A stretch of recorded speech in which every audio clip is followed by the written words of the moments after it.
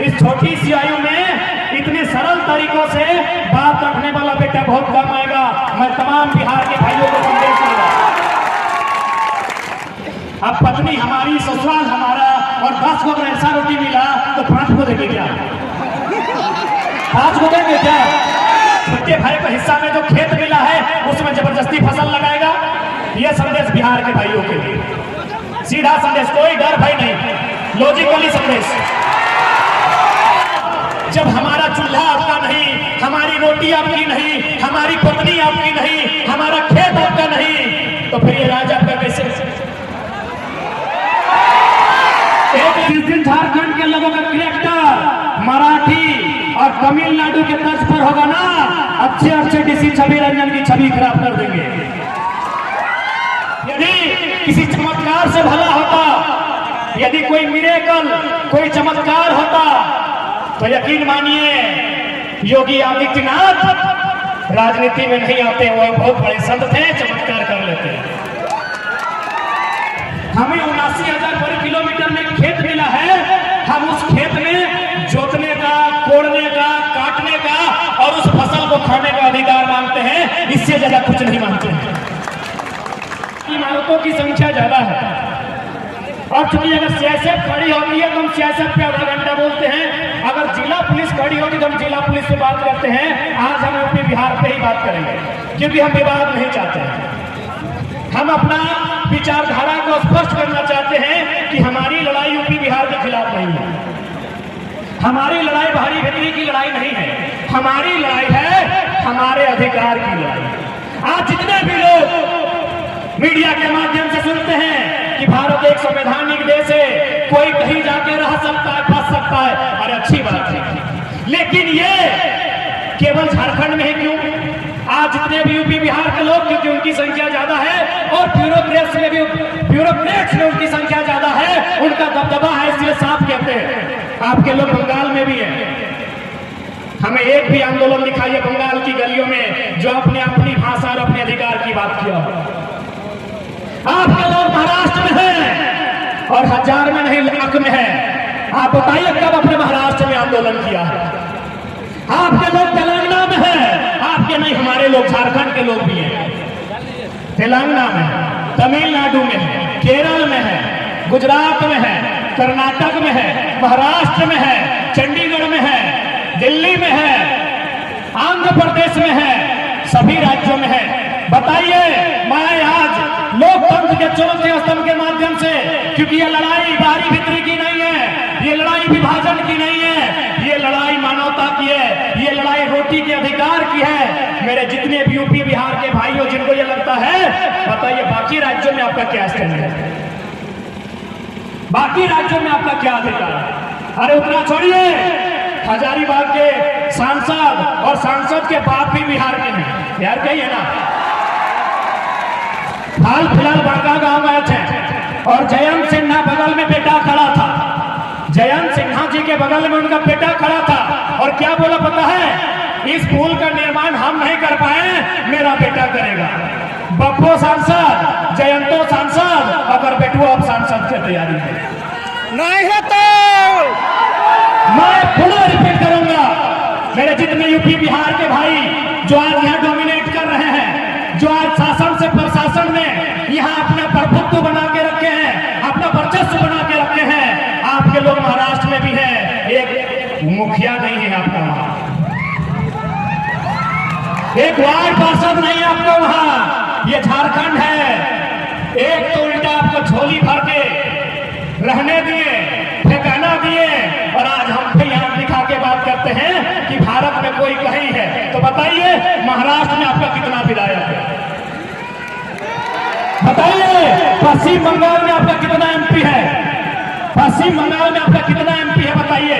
दिल्ली का बात मत कीजिए, दिल्ली राज्य नहीं है, दिल्ली राज्य नहीं है, दिल्ली की बात नहीं करेंगे।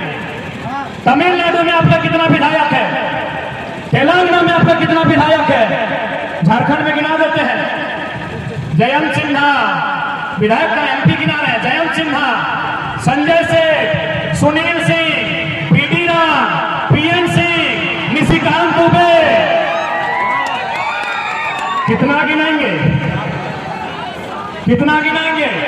तो इसलिए हम स्वीकार करते हैं, मैं खासकर मैं बिहार के तमाम जो भी लोग जिस पद पर हैं, मैं आपको बड़ा भाई मानता हूं। संवैधानिक दृष्टिकोण से आप हमारे बड़े भाई हैं, क्योंकि इसी भारत के संविधान के तहत हम लोग आपसे अलग राज लिए हैं। और ये मेरा संदेश है कि लोग बिहारी झारखंडी करते हैं, मैं लोकतंत्र के चौथे स्तंभ के माध्यम से, क्योंकि याद रखिएगा झारखंड के बाद इससे बड़े बड़े दबंग नेता आएंगे। इस छोटी सी आयु में इतने सरल तरीकों से बात रखने वाला बेटा बहुत कम आएगा। मैं तमाम बिहार के भाइयों को संदेश दूंगा, मैं तमाम बिहार के भाइयों तक ये संदेश दूंगा, हम मानते हैं आप हमारा बड़ा भाई हैं। अभी गांव में शादी का सीजन है, अगर किसी भाई का विवाह होता है 5 साल बाद उसको अधिकार अलग दिया जाता है, चूल्हा अलग दिया जाता है। यस या नो?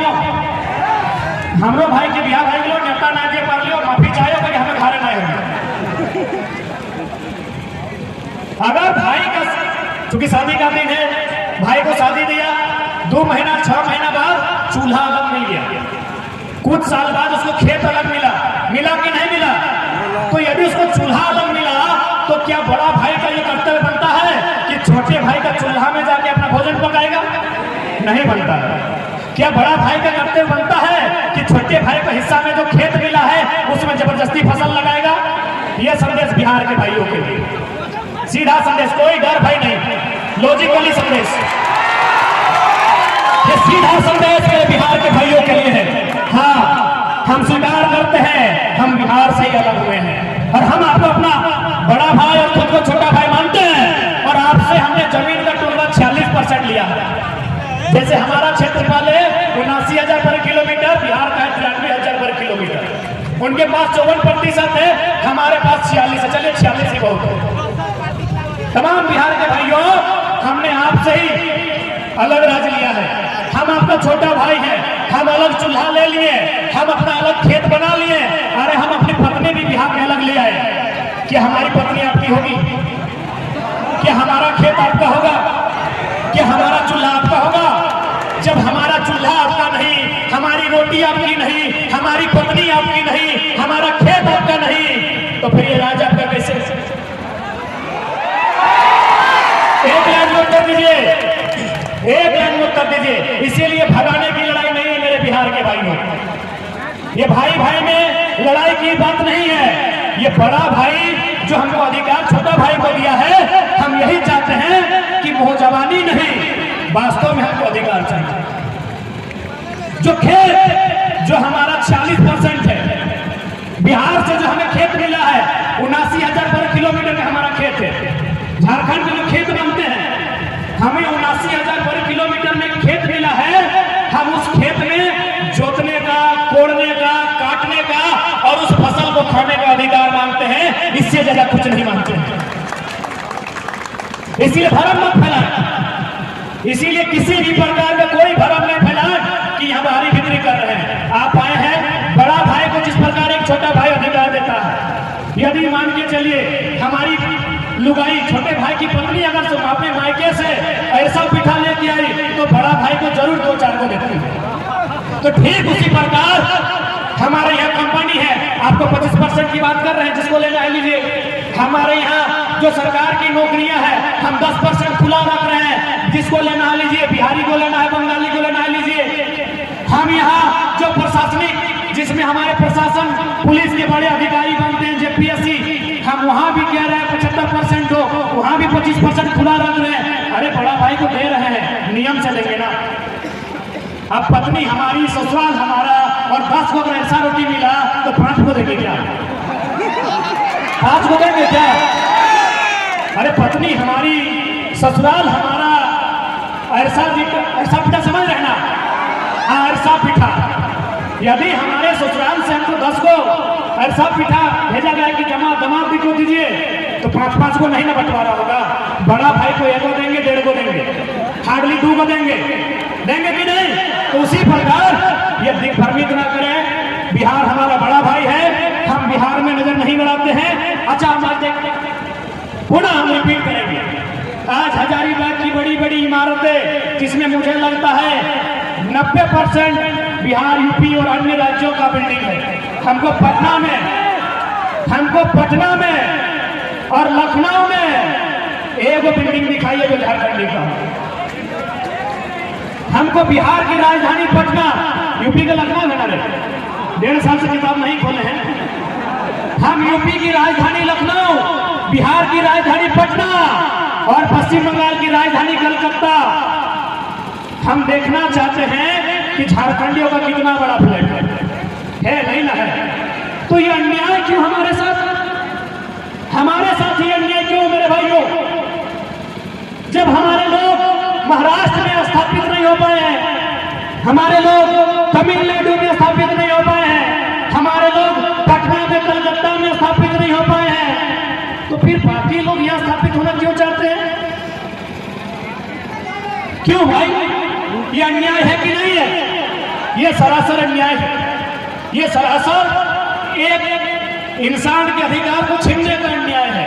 इसलिए आज मैं मीडिया के माध्यम से यहाँ जितने लोग जैसा देख पा रहे हैं, कई हजार की संख्या में लोग जुटे हैं, मैं उनके माध्यम से आज इस विवाद का अंत चाहता हूँ। ये लड़ाई बाहरी बिक्री की नहीं है। झारखंड हमारा है और इस पर पहला अधिकार हमें मिले, यहाँ की नौकरियों में पहला अधिकार हमें मिले, यहाँ की हर सुख सुविधा में पहला अधिकार हमें मिले, बस ये इसकी लड़ाई है।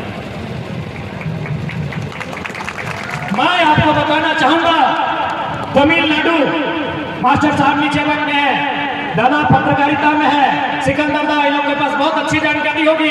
तमिलनाडु में ग्रुप डी का फॉर्म नहीं भरते तमिलनाडु के जो मूल निवासी हैं ग्रुप डी का फॉर्म नहीं भरते हैं, बोलते हैं हम लोग को जरूरत ही नहीं है, मेरा स्टेट इतना डेवलपमेंट है। तो ठीक उसी प्रकार यदि कोई बढ़िया राजनेता यदि इस राजधानी को संभाले, यदि बढ़िया इन दफ्तरों को संभाले, तो झारखंड में इतनी खनिज संपदा है कि हम लोग खुद इस्तेहार देंगे कि 3rd और 4th ग्रेड में 50% बंगाल, बिहार, यूपी को दे दिया, आइए और नौकरी कीजिए। आपको जानकारी होना चाहिए मेरे साथियों, जैसा मुझे सूचना मिला है, तमिलनाडु में जो रेलवे का DEF लेवल का होता है वो फॉर्म नहीं भरते हैं, क्योंकि वो स्टेट डेवलपमेंट स्टेट है, GDP देने वाला स्टेट है, वहाँ रोजगार का साधन है। तो सोच सकते हैं जब तमिलनाडु इतना डेवलपमेंट है, यदि झारखंड में अच्छी पॉलिसी बन जाए तो झारखंड स्वर्ग से वास्तव में सुंदर होगा, इस बात की पूरी गारंटी है। हम लोग खुद फाट करेंगे कि मेरा दोस्त इंस्टाग्राम के माध्यम से पटना में दोस्ती हुआ है, फेसबुक के माध्यम से 2-4 को बंगाली लोग से मेरा दोस्ती हो गया है। हम खुद फोन करेंगे कि मेरे राज्य में वैकेंसी आया है, तुम फॉर्म भरो, फिर भी हम कर देंगे। लेकिन एक अच्छा लीडर नहीं मिलने के कारण, एक बेहतर पॉलिटिशियन नहीं मिलने के कारण, एक बेहतर पॉलिसी नहीं बनने के कारण आज हमारे राज्य की दुर्दशा है कि 40% खनिज देने वाला राज्य, 40% मेरे साथियों, 40% खनिज देने वाला राज्य आज भारत देश का निम्नतम राज्य बन गया है। शिक्षा की बात करें, रोजगार की बात करें, पलायन की बात करें, विस्थापन की बात करें, कुपोषण की बात करें, गरीबी की बात करें, हर तरह से ये सबसे निम्न पायदान पर खड़ा है, ऐसा राज्य बन गया है। इसलिए आज बहुत सारे लोग कहते होंगे हमें कोई लीडर बनने का हम लोग का उद्देश्य नहीं था, लेकिन अब एक बात बताइए, भारत एक लोकतांत्रिक देश है, जो भला राज्य के सर्वोच्च मंदिर विधानसभा से हो सकता है। माफ कीजिएगा, यहाँ जितने लोग आए हैं सबकी किसी न किसी धर्म पे आस्था है, हम ठेस नहीं पहुंचाएंगे, लेकिन आप भी जानते हैं हम लाख इबादत पूजा पाठ कर लें, जो नीति नियम कानून से भला होगा वो कहीं से नहीं होगा। मेरे साथ तो इस बात की याद रखिएगा। यदि किसी चमत्कार से भला होता, यदि कोई मिरेकल, कोई चमत्कार होता, तो यकीन मानिए योगी आदित्यनाथ राजनीति में नहीं आते, वो बहुत बड़े संत थे, चमत्कार कर लेते हैं। याद रखिए मेरे साथियों, यूपी के माननीय मुख्यमंत्री श्रीमान योगी आदित्यनाथ एक संत हैं, वे राजनीति में नहीं आते, क्योंकि चमत्कार जैसा आधुनिक युग में शायद ही कुछ होता है। 1% हो सकता है, क्योंकि हमारी आयु कम है, हम इतनी बड़ी व्यवस्था पर सवाल खड़ा नहीं करेंगे, लेकिन इतना मानिए चमत्कार जैसा अगर कुछ होता विशेष तो माननीय योगीनाथ राजनीति में कदम नहीं रखते मेरे साथियों। इस बात को कान खोल कर याद रखिएगा, क्योंकि भारत एक लोकतांत्रिक देश है। यहाँ अगर कुछ भी उद्धार होगा नियम से होगा, कानून से होगा, विज्ञान के चमत्कार से होगा, आसमानी चमत्कार से कुछ नहीं होगा मेरे साथियों। इसलिए हमें पॉलिटिक्स के लिए सोचना होगा, क्योंकि हम पॉलिटिक्स नहीं सोचते हैं। इसीलिए तो जयंत सिन्हा बोलता है बप्पा बोल लो हमो बनो बेटो बनो। क्या गलत सोचता है, क्या गलत सोचता है? माननीय जयंत सिन्हा यदि सोच रहे हैं कि अपने बाद अपना बेटवा को सांसद बनाएंगे तो कोनो गलत ना सोचो ए मर्दे, वो कुछ गलत ना सोचो हो, क्योंकि झारखंड के आदमी विधायक सांसद बने सोचबे नहीं करो।